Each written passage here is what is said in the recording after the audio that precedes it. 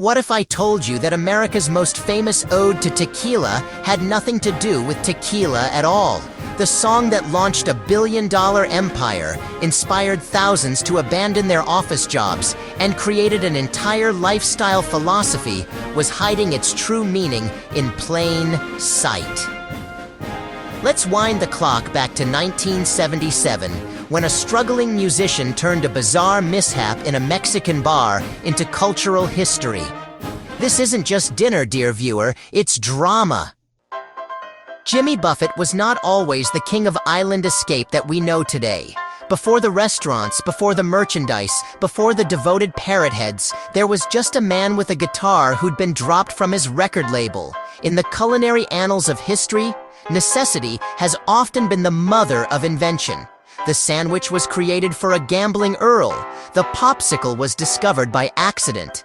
And Margaritaville?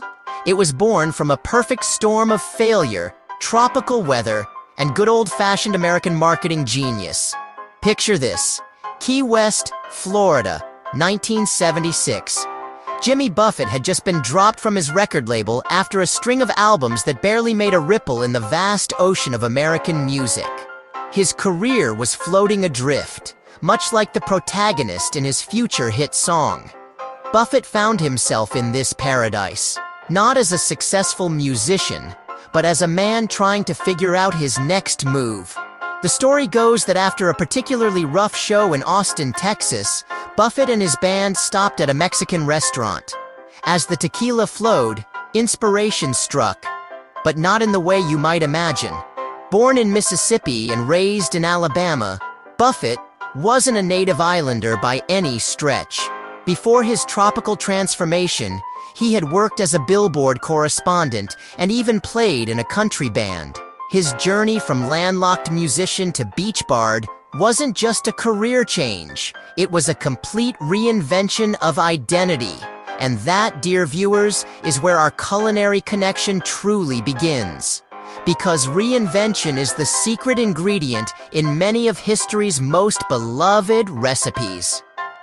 Just as Italian pasta was inspired by Chinese noodles, or how American pizza evolved from its Neapolitan ancestor, Buffett would transform himself from struggling country singer to the captain of Margaritaville.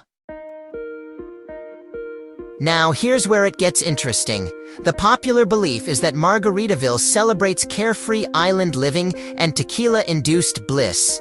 But taste, dear viewer, is memory in disguise, and often, so are lyrics. Listen closely to the words. Wastin' away again in Margaritaville, searching for my lost shaker of salt. This isn't a celebration, it's a lament. The song's narrator is stranded, nursing a broken heart, blaming it on no one but himself. The truth is, Margaritaville isn't about paradise found. It's about paradise lost. It's the story of a man who escaped to an island to forget his troubles, only to realize he's brought them all with him. As the song progresses, our protagonist finally admits, "It's my own damn fault." Buffett wasn't writing an advertisement for beach vacations. He was crafting a cautionary tale about escapism. The irony? This song about the failures of escape became the very vehicle that sold the dream of escape to millions of Americans. Consider this. The margarita cocktail itself has always been about transformation. Take the harsh bite of tequila, soften it with lime, sweeten it with orange liqueur, and rim the glass with salt to balance it all. The drink masks potent alcohol beneath pleasant flavors, much as the song masks melancholy beneath a tropical beat.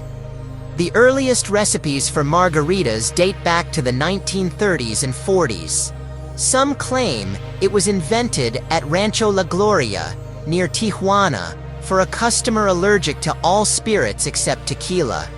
Others credit Enrique Bastate Gutierrez, who created it as a tribute to actress Rita Hayworth, whose real name was Margarita Cancino. Legends swirl like salt around the rim of history. But what's most fascinating is how we've collectively decided to hear only the parts of Buffett's song that fit our desired narrative. We embrace the island setting and the cocktail references, but conveniently ignore the protagonist's pain and regret. We've remixed the recipe, if you will, to taste the way we want it to. Have you ever tried building an empire based on a misunderstanding? No? Just Jimmy Buffett. In the culinary world, context often transforms meaning. The humble potato was once feared as poisonous in Europe. Lobster was considered prison food. And Margaritaville? It transformed from a song about being stuck in life to a celebration of choosing to be stuck in paradise. The devoted fans known as parrot heads created an entire subculture around Buffett's music, particularly Margaritaville. They don tropical shirts, foam parrot hats, and congregate at concerts in elaborate tailgate parties featuring blenders, beach decorations, and yes, plenty of margaritas. Funny thing about food and drink, they always tell the truth, even when history forgets.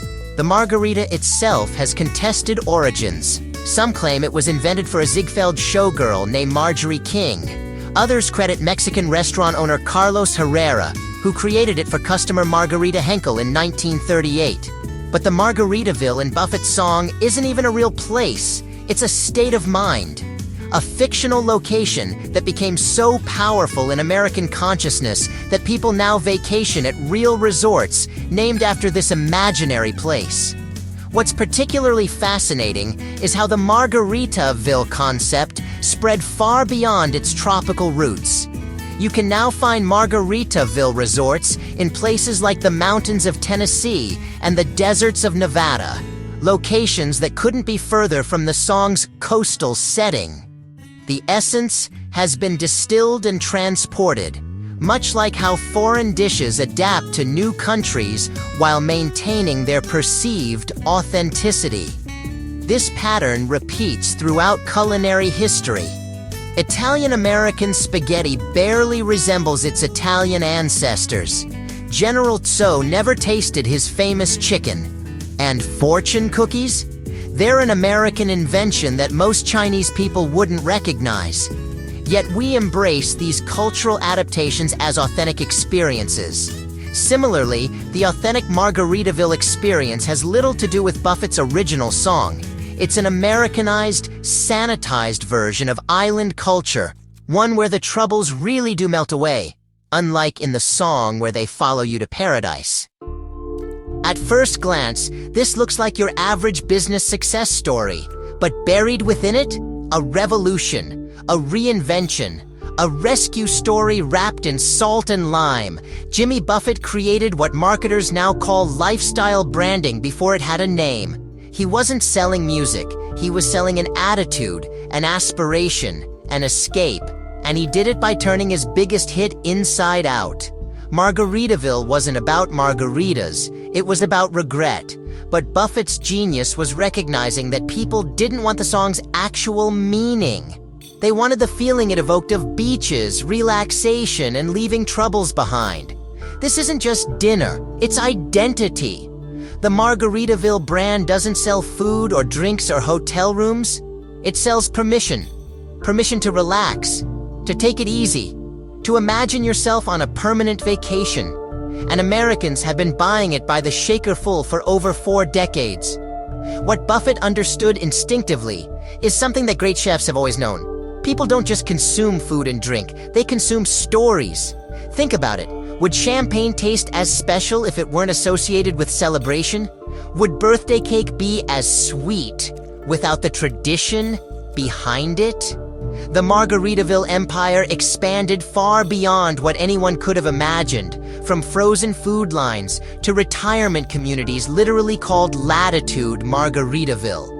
Buffett created not just a brand, but an aspirational lifestyle that people can buy into at any price point, from a $15 t-shirt to a $400,000 retirement home. And the secret ingredient to this empire? Not tequila, not lime, not even salt, but nostalgia for a place most customers have never actually been. It all began with a whisper and a wasted afternoon. A song about a man who couldn't escape his problems became the soundtrack for millions who believe they can. But here's a final taste to consider. What other cultural icons are we completely misunderstanding? What beloved traditions might be built on similar misinterpretations? And is the meaning even important once we've created our own? After all, perhaps the lost shaker of salt was never meant to be found. And perhaps the finest recipes in history aren't the ones that stay true to their origins, but the ones that transform into what we need them to be.